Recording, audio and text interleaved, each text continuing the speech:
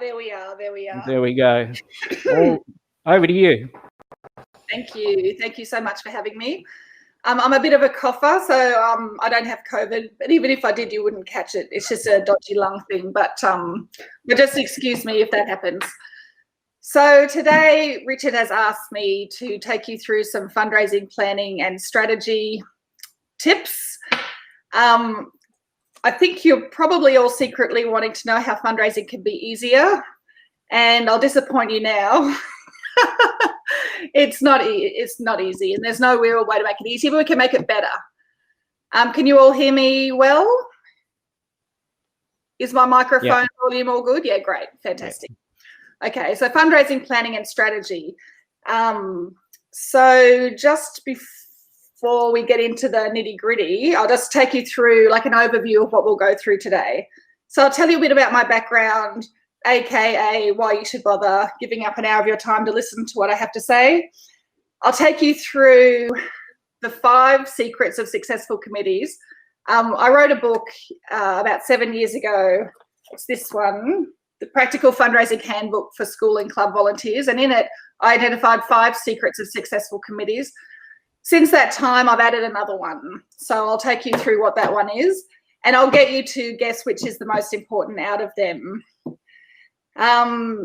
Setting your strategy, the continuum of community versus profit in your fundraising activity. We'll talk about the importance of connection, and then tips for increasing participation. And of course, the final one, do you even know how important you are? So we'll start with a little bit of background. I started the fundraising directory close to 15 years ago. I was helping a family member set up a fundraising offer for their business. And there was really nothing out there that connected fundraising suppliers with the people doing the fundraising. And I met this lady, Helen, who had a hobby fundraising website. And straight away we got along really well. We spoke about how the industry needed like an association that put out a directory that was sent free to all the schools and clubs, and how I needed to have a website full of information, blah, blah. And then at the end of that coffee catch-up, we went, oh, well, that's obviously too hard. No one's going to bother doing that as an association. And then 2 weeks later, I had a light bulb moment. I said, Helen, we could do it as a business. And we were both sort of running around crazy. And so having met each other for literally 5 minutes, we started it up. And it was actually a success from the start. The suppliers understood that it was what was needed out there. So we started the fundraising directory, which I imagine you guys have come across. If you haven't, just go check us out afterwards.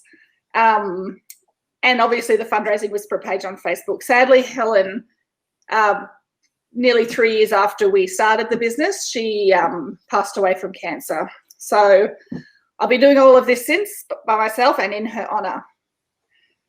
So 14 annual publications, a comprehensive website, a library of free resources, so you don't have to reinvent the wheel. And that is our motto.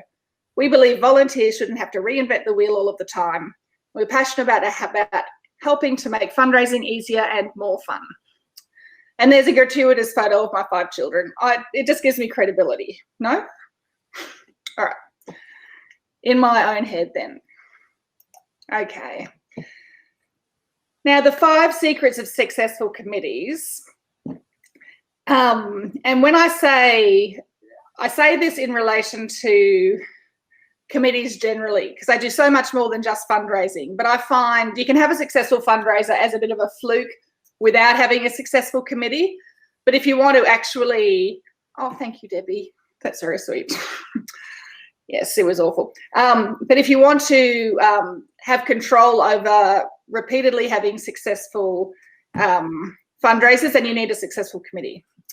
So the first thing is having a strategic plan, and the strategic plan does not have to be a PhD level document. And in fact, I'll take you in a few slides through a one-pager template that I've done. But just having a sense of why you're doing what you're doing and how you're going to get there puts everything you do into context. Number 2, they communicate expectations. there's no point having a strategic plan and nobody knowing about it. So like having input into the development of it in the first place, letting everybody know about it, and then letting everybody know where you're at in relation to it and how things fit in to that plan. Number 3 is so important. It's having an inclusive culture. And this means not having those elements that make a committee toxic, I guess, for want of a better word, or cliquey. And I think the cliquey perception of committees is overstated. I mean, it can happen, but I think outsiders can feel it's cliquey because they just haven't connected with them yet. But I think there are ways to go about creating that inclusive culture, and it's all in my book. I won't flog that too hard. Number 4 is effective leadership. So this is somebody who really drives all of these elements. And being an effective leader doesn't mean somebody who's great at doing everything and does it all for themselves. In fact, it can almost be the opposite. It's somebody who's prepared to sort of set the scene and step back and allow others to do their thing. And the 5th secret I identified was to retain and pass on knowledge. The level of loss of intellectual property in community organisations is just tragic. It's just awful. So, from one year to the next, your understanding of what happened before and your capacity to learn about it is limited often by whether that person is still around and willing to share their experiences.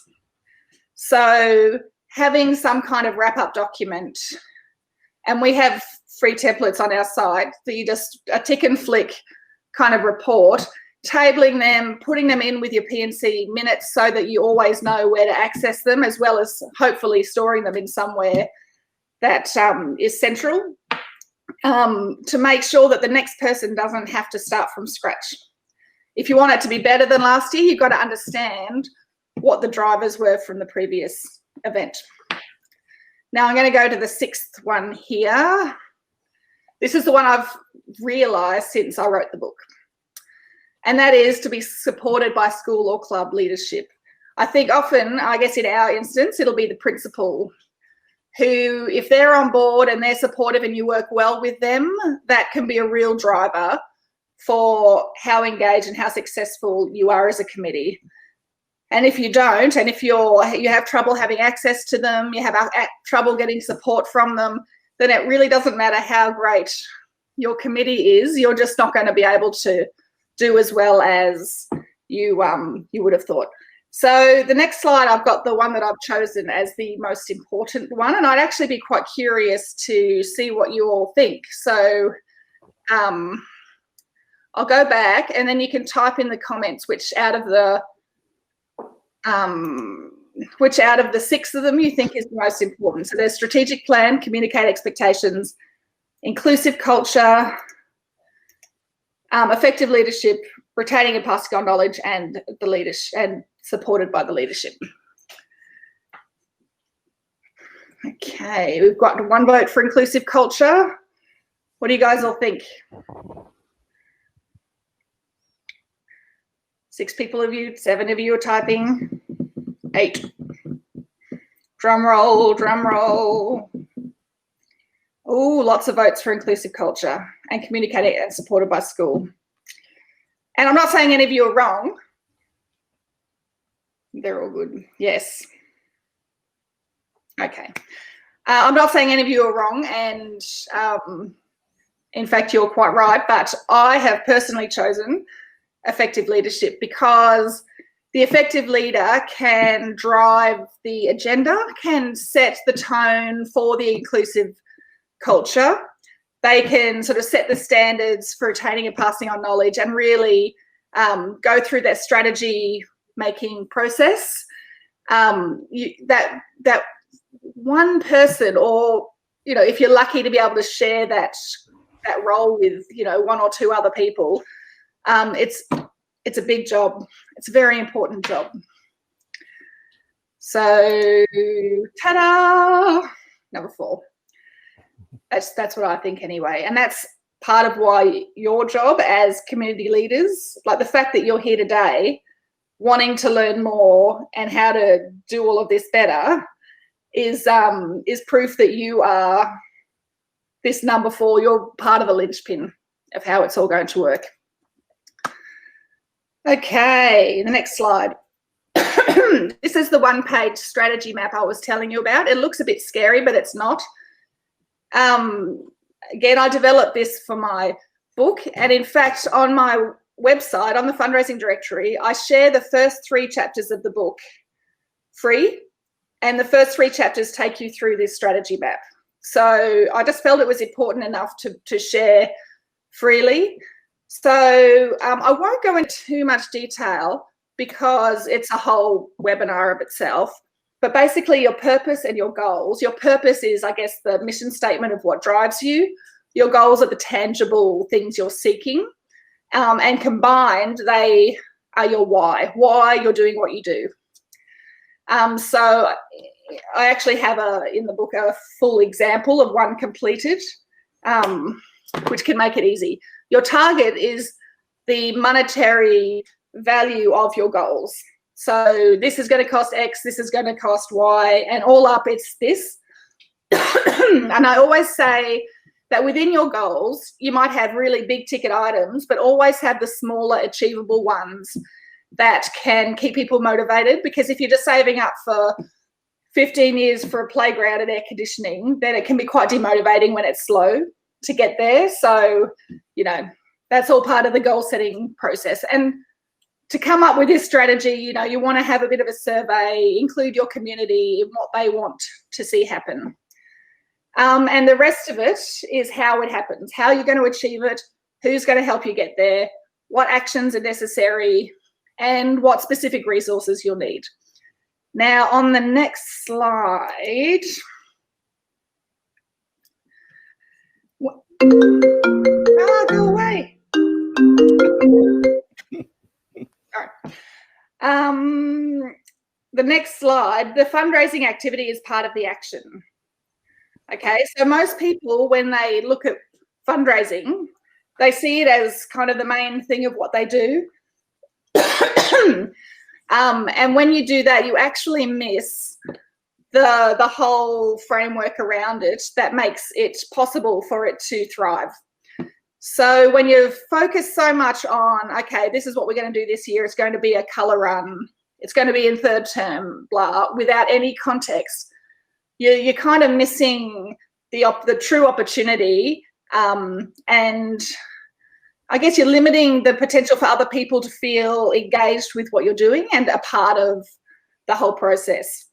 Because if, you know, people who aren't in the core, your core supporters, if they can understand, you know, we're here, and whether it's, you know, to support the school in the academic outcomes, or, you know, to support the non-academic outcomes for the school, or whatever it is you as a committee decide, if they can see it and identify with it, then, you know, your needs can motivate them to support either in volunteering or supporting your fundraisers.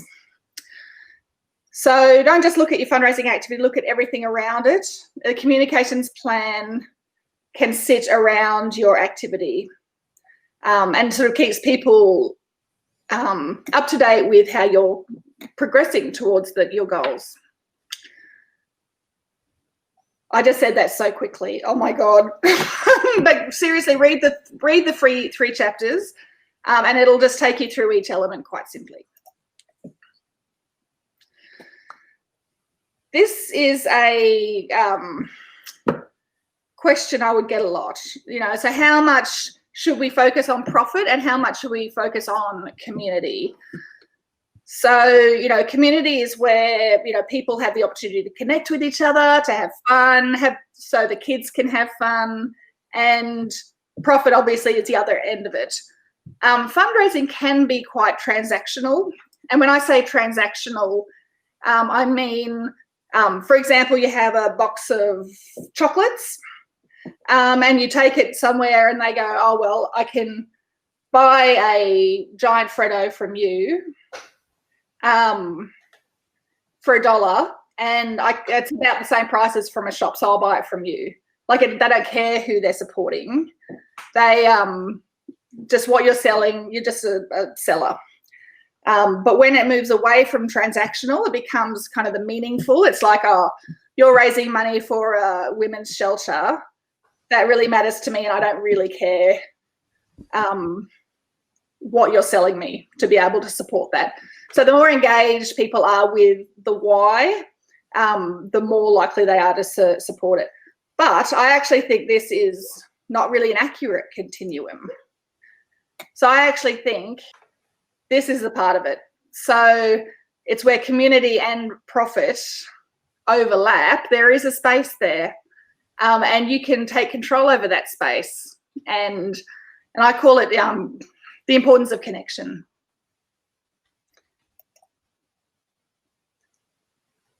Connection is magic, and it's the power of what you guys do and I do. It's that capacity to bring people together. I mean, obviously there's COVID going on right now, and that does interfere with a lot. All over there, you are you're in the clear, it seems. So are we at the moment, but it could all change. But I guess I'm talking in a normal situation. This is one of my very favorite quotes from To Kill a Mockingbird. Watch carefully the magic that occurs when you give a person just enough comfort to be themselves. And this is what we can all do as community leaders. So connection to people is part of the connection piece, connection story. So, I mean, I'm a big fan, and I know a lot of people think it's hokey, but it's effective. It actually works. Having some kind of icebreaker as part of any event or activity that you do. So, I mean, this is why trivia night, dress-up trivia nights are so fun, because just the act of dressing up is an icebreaker of itself. It gives you something to talk about that doesn't involve, like, making small talk for no reason. So there's the true or false, where you'll ask a series of questions and people will say yes or no, or stand up or sit down. Multiplayer thumb wrestle. There's a fantastic YouTube clip on, the first 3 chapters are available free as a flip book of my book. Multiplayer thumb wrestle, and again, this is not COVID friendly, so don't do it just yet. But it's where you get it. If you've got a large enough room of people, then everyone will grab a hand from somewhere, and it'll be a thumb wrestle, and it's in 30 seconds. Yeah, totally during a P&C meeting. I think certainly during, not every P&C meeting, but particularly the early ones when you actually actively invite people. You might have like a wine and cheese for your first P&C meeting. And you'll ask everybody along, and at the very least you go, oh, what is it you're trying to, what is it you're here for? You know, what do you want to see, and all of that, just to be able to give people the opportunity to have a voice. But yeah, I think a fun game, during the meeting is a good thing. Human bingo, that's a funny one. You can find templates online for that. Baby. There was a, don't even know if it was in Western Australia, actually, come to think of it.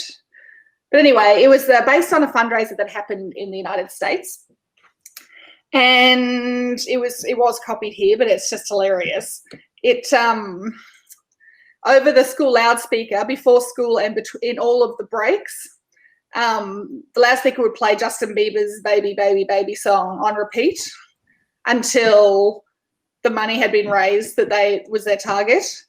And I think in the US, it took a day and a half, and they raised $5,000 very quickly. It's pretty good. But just anything to sort of have a laugh between people. Monkey, it's another one. It's a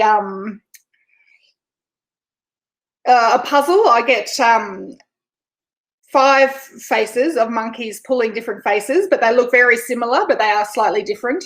I'll laminate them and I'll cut them into however many pieces each to fit the room. And then you sort of divide them up and you give them out, and people have to get up and match the monkey, and the first sort of final monkey to be finished. The volume goes through the roof and people just have a laugh, and it just changes the dynamics in the room. The tension's gone, people just are much more human, and perhaps you give them the comfort to be themselves. The connection to purpose, I think, is probably one of the greater parts of it.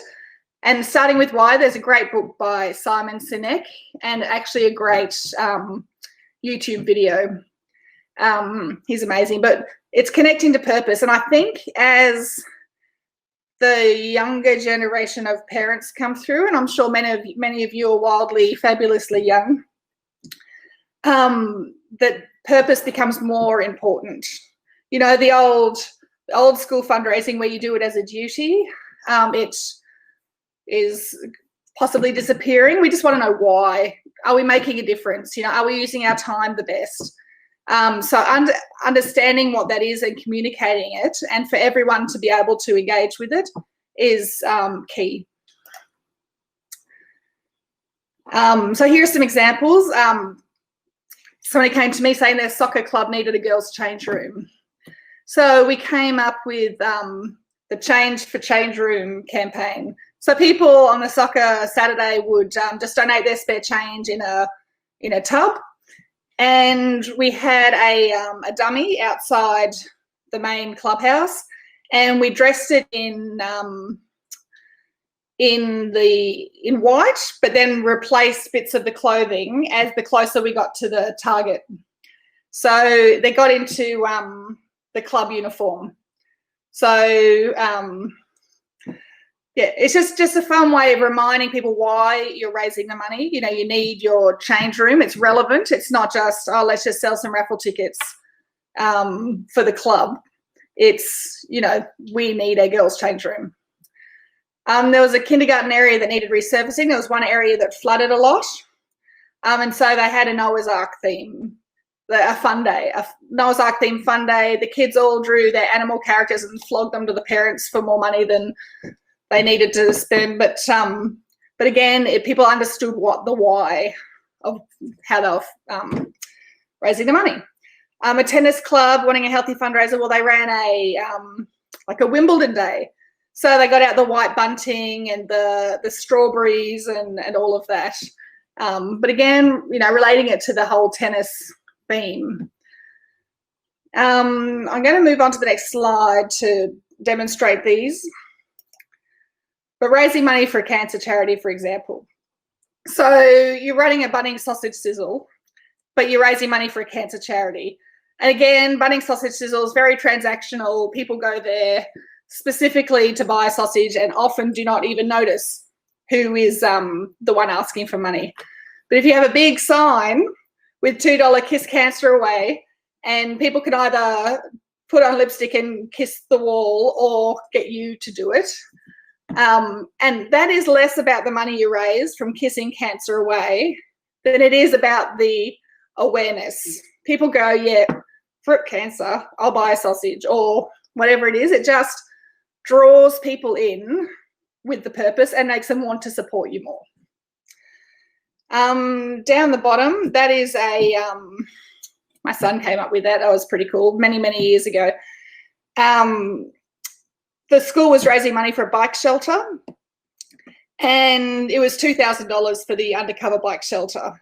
And so it wasn't exactly like that, but we had a bike on a hill, and as a thermometer, a visual thermometer, and we sort of slid it up the closer we got to the target for the bike shelter. In the top right corner, somebody asked me if I was going to raise money for cancer, which is what Helen passed away from. What would I do? I would do a wine drive because she loved champagne, and her favourite saying was, if you don't like it, you can get stuffed. So I would create that into a much nicer label than what I've represented here. It's just a token, and sell cartons of this beautiful Helen champagne. But again, it means something. Okay. Tips for increasing your participation. Start with a goal, show the relevance, and I mean that with respect to that strategic plan. Break it down. Again, this is why it's so important that we have community leaders that are prepared to step up and drive the agenda, because it's a lot of work. I know we want to share the workload, but before we can find other people like us to share the workload with, we need to be the ones driving the bus, which means we break it down into small chunks that people can grab onto. And the earlier we do that, the more likely people are to say yes. People are generally optimists. If you say, I need somebody to decorate the room for trivia night in October, you know, it's a discrete task. People don't think they're going to get sucked down a big vortex of crap. They go, yes, I can do that. And because it's so far away, they forget how busy they're going to be. By the time they get there, they're going to go, shit, I can't believe I committed to that. But this is why having a distinct role, sharing it early, and you get people to put their hand up. And then what ends up happening is you don't end up doing it all yourself, because you have known in advance what is going to be required. And what otherwise happens when you don't do this is you get closer to the end and you go, it's easier just to do it myself than to go around asking people sort of at the last minute to help out. And this is where fundraising fatigue often comes into it. Making it fun is actually possibly, it's the key. It's, you know, we all seek connection. You know, it's much better to go to a meeting where you have a laugh than, you know, when you're sticking to your agenda. No, we've got to stop talking. We've got to move on to the next action item. And I'm not saying don't run tight meetings. I'm just saying you've got to build in the space for it to be fun. You know, like run a really tight meeting, but have your interval where you have a laugh or whatever. I mean, I know at our meeting there might be rules where you guys are, but we do have beverages. So making your meetings fun, making your events fun, you know, coming up with these creative ideas to encourage that connection. I'm really good at this because I'm actually an introvert and possibly on the spectrum. I don't know. But my husband had his 50th birthday. Oh, no, sorry. A significant birthday. I don't know which one it was. Oops. We had all sorts of people coming, and some didn't know each other. And what I ended up doing was going back, because he's Dutch, so a lot of his family is on the other side of the world. But I went back to all the people who'd known him through his life and asked them to tell me something that other people might not otherwise know. And so they ended up telling me all sorts of random things. And what I did is I did a true or false statement. So everyone, I put it around their neck, and on the front was a statement and a number, and on the back was their scorecard. So, oh yes, thank you, Richard. Yes. So it might have been, has Luke ever been evicted from the MCG? Or has he ever been escorted by police from the MCG? And then people had to guess whether it was a yes or no. So on the back, they'd have their scorecard. But what it meant is everyone had to talk with every single other person to fill out their scorecard. It was just a lot of fun,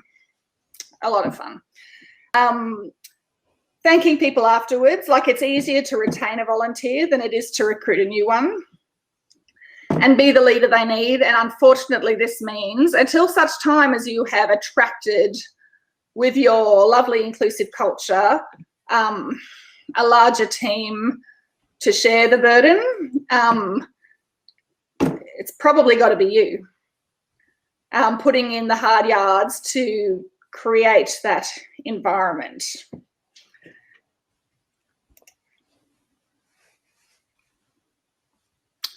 And this is where it comes to, do you even know how important you are?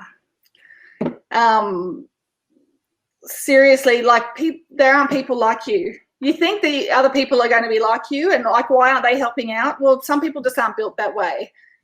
You will find other people who gravitate towards that. But you can't expect everyone to be like that. Some people you can ask for help till the cows come home. It will never, ever, ever happen. But you just got to run your own race, do your own thing, lead a positive culture, make sure everybody's on the same page and they understand what role they can play on it. I find that with, again, I think the generational shift, particularly the younger parent volunteers, they don't like meetings so much. They find it's a waste of time. They want to know that their time is being used for purposes that they have control over. So they want to choose how they contribute. So again, this role of the leader in putting out there sort of what is needed, and it might be, we need somebody to organise the music program wish list, and somebody out there who has an affinity for the music program or music themselves, they might choose that as what means something to them. So this is, I guess, the role of a leader, making sure that there is enough out there that people can choose what is meaningful to them as the way they make it their contribution. Because you'll see people come out of the woodwork when they know what is available. And I guess, like, another tip is to create a closed Facebook group. And again, I don't know if there are restrictions over there, some rules or whichever. But even if it's an unofficial one, because I've heard of amazing things happening, and you'd even call it like the hangers-on of Unicorn State School. And it can be as, for little practical things. Like, I need a raffle prize picked up from the north side within the next week. Is anyone going to be swinging past that way? You know what I mean? Like those small little things that add up and are a burden to you, but other people, if they know that's available, are very happy to step up and do. So, and again, that's the micro-tasking, and the Facebook groups is a really nice way for that to happen. On our website, and again, this is all part of our not reinventing the wheel kind of thing, and because I've been doing this for close to 15 years, we have built up a lot of resources, and you can become a member of the website. It's free. You just sign up and you can download any of these. So sponsorship proposals, you can just download it and edit it and turn it into your own. Use it all. Use it all. There's just no point, again, reinventing the wheel. So like our P&C, what we do, that's a like a one-pager where you can communicate to people what it is you actually do, because they might not otherwise know. But yeah, but it's all there. It's all there. fundraisingdirectory.com.au. I will be going through questions because I think that will there'll be a lot of that. Oh, that's my website, Ashima, fundraisingdirectory.com.au. Actually, this is a thank you screen, but it's there on the corner. And you can like our Facebook page, facebook.com/fundraising whisperer. Yes, and I also have got a link to, and I'll write it down here. I did a special booking form if you want to order a copy of the book. You don't have to, but WACSSO handbook.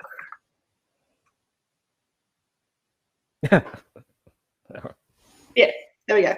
But that is a you can, for $20 including postage, I'll send you a copy of my book, and it has the strategy map and the completed one. It takes you through the process for organising a meeting, even the agenda to send out beforehand, 101 fundraising ideas. And speaking of which, we just put on our website an article, you'll see it on the main page, a list of COVID-friendly fundraisers. So I surveyed all the suppliers who list with us, and sort of they detailed how they have you know, adapted. Oh, thank you, Nell. That's very sweet. I tried. How they've adapted their program to be, you know, available in a distance. Yeah, I think so. Through the last link. Yeah, that's right.